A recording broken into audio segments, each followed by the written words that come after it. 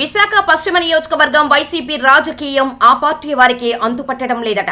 ఆ పార్టీలో ప్రతిసారి ఎమ్మెల్యే అభ్యర్థి ఎవరనేది చివరి వరకు సస్పెన్సే.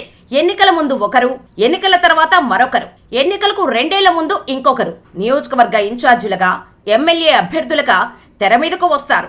ఎన్నికల్లో సీటు అనౌన్స్ చేసి బీఫామ్ ఇచ్చే వరకు పశ్చిమ నియోజకవర్గంలో ఆ పార్టీ ఎమ్మెల్యే అభ్యర్థి ఎవరుంటారనేది క్లారిటీ ఉండదు. ఎంతో మంది నాయకులు వస్తూ ఉంటారు, పోతూ ఉంటారు. మొదటి నుండి ఉన్నవాళ్లు కూడా పార్టీ కోసం కోట్లు ఖర్చు చేసి కనుమరుగైపోతూ ఉంటారు. అలా ఆ పార్టీ నుండి పోటీ చేసిన ఎమ్మెల్యే అభ్యర్థులు రాజకీయ భవిష్యత్తు కూడా లేకుండా పోతున్నారు. అసలు విశాఖ వెస్ట్ తో వైసీపీకి ఆ పరిస్థితి ఎందుకొచ్చింది? విశాఖ పశ్చిమ నియోజకవర్గం వైసీపీ నాయకులపై పగబట్టిందన్న అభిప్రాయం ఉంది. 15 ఏళ్లుగా గెలుపు కోసం ఎదురు చూస్తున్నా ఆ పార్టీకి అక్కడ విజయం అందరి ద్రాక్షగానే మిగిలిపోతోంది. 2014 ఎన్నికల నుంచి నేటి వరకు విశాఖ పశ్చిమ నియోజకవర్గం వైసీపీకి పీడకలలాగానే మిగిలింది. అంతేకాదు, వైసీపీ ఆవిర్భావం నుండి విశాఖపట్నం నియోజకవర్గంలో పోటీ చేసిన ఏ అభ్యర్థి కూడా భవిష్యత్తు రాజకీయాల్లో కనిపించకుండా కనుమరుగైపోతున్నారు. ఇన్నేళ్లుగా ఎంతో మంది నాయకులు విశాఖ పశ్చిమ నియోజకవర్గం ఇన్ఛార్జీలుగా, ఎమ్మెల్యే అభ్యర్థులుగా బాధ్యతలు తీసుకొని ఎన్నికల్లో పోటీ తర్వాత కనిపించకుండా పోతున్నారు. ఇప్పటి వరకు వైసీపీ నుండి పోటీ చేసిన ఏ నాయకుడు ప్రస్తుత రాజకీయాల్లో కీలకంగా వ్యవహరించడం లేదు. నియోజకవర్గ ఇన్ఛార్జీలుగా బాధ్యతలు నిర్వహించిన ఎవరూ కూడా పొలిటికల్ స్క్రీన్ పై కనిపించడం లేదు. వైసీపీ నాయకులపై పశ్చిమ నియోజకవర్గం పగబట్టింది అనే మాట విశాఖలో ఎవరి నోట విన్నా వినిపిస్తూనే ఉంటుంది. 2009 ఎన్నికల్లో కాంగ్రెస్ పార్టీ నుండి ఎంట్రీ ఇచ్చిన వ్యాపారవేత్త మల్లా విజయప్రసాద్ 4300 ఓట్ల మెజారిటీతో ప్రస్తుత విశాఖ వెస్ట్ ఎమ్మెల్యే గణబాబుపై నెగ్గారు. 2009లో వైఎస్ మరణం తర్వాత మల్లా విజయప్రసాద్ వైసీపీలో జాయిన్ అయ్యారు. వైసీపీలో జాయిన్ అయినప్పటి నుండి ఇప్పటి వరకు మల్లా విజయప్రసాద్ రాజకీయాల్లో అనామకంగా మారిపోయారు. 2014 ఎన్నికల్లో తొలిసారి రాష్ట్ర వ్యాప్తంగా పోటీ చేసిన వైసీపీ నుండి విశాఖ వెస్ట్ ఎమ్మెల్యే అభ్యర్థిగా దాడి వీరభద్రరావు కొడుకు దాడి రత్నాకర్ బరిలో నిలిచారు. ఆ ఎన్నికల్లో ప్రస్తుత టీడీపీ ఎమ్మెల్యే గణబాబు చేతిలో రత్నాకర్ ఓటమి పాలయ్యారు. ఆ తర్వాత దాడి రత్నాకర్ విశాఖ పశ్చిమ నియోజకవర్గం వైపు కన్నెత్తి చూడలేదు. దాడి కుటుంబ రాజకీయం అంతా అనకాపల్లి కేంద్రంగా జరుగుతుంది కాబట్టి విశాఖ వెస్ట్ నియోజకవర్గం వైపు చూడటమే మానేశారు.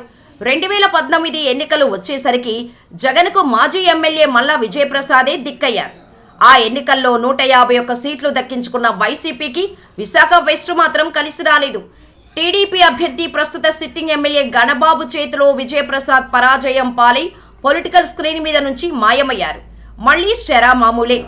ఓటమి పాలైతే అభ్యర్థిని మార్చేసి కొత్త ఇన్ఛార్జిను ప్రకటిస్తుంటారు వైసీపీ అధ్యక్షుడు.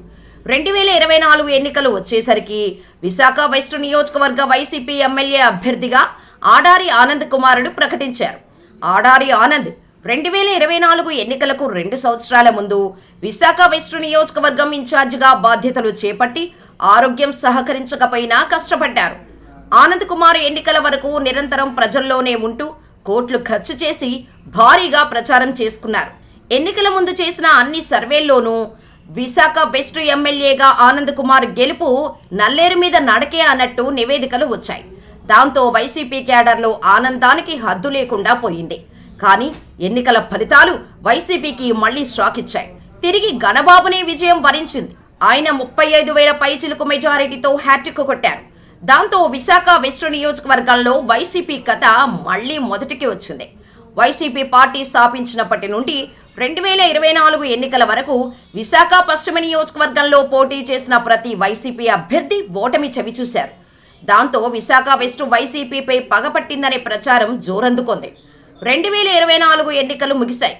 మళ్లీ వైసీపీ అధినేత జగన్ నియోజకవర్గాలలో ఇన్ఛార్జీలను, జిల్లా అధ్యక్షులను మార్చుకుంటూ వస్తున్నారు.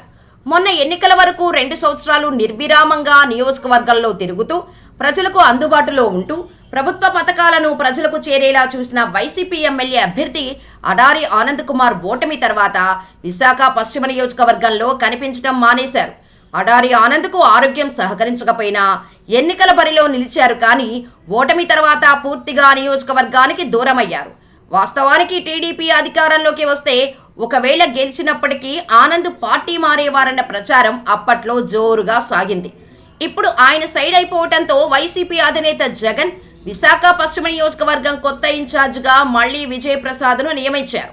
వెస్ట్ నియోజకవర్గ ఇన్ఛార్జిగా మల్ల విజయప్రసాద్ 2029 ఎన్నికల్లో పోటీ చేస్తారో లేదా ఎన్నికల ముందు కొత్త అభ్యర్థి వస్తారో అని వైసీపీ వర్గాలే అనుమానం వ్యక్తం చేస్తున్నాయి. వైసీపీ ఆవిర్భావం నుండి నేటి వరకు బరిలో ఎవరు నిలిచినా గణబాబును ఓడించలేకపోతున్నారు. రానున్న రోజుల్లో గణబాబును ధీటుగా ఎదుర్కోవాలంటే బలమైన నాయకుడు నియోజకవర్గ ఇన్ఛార్జిగా ఉండాల్సిన అవసరం ఉందని వైసీపీ శ్రేణులు అంటున్నాయి. మరి వైసీపీలో విజయప్రసాద్ అదృష్టం ఎలా ఉంటుందో చూడాలి.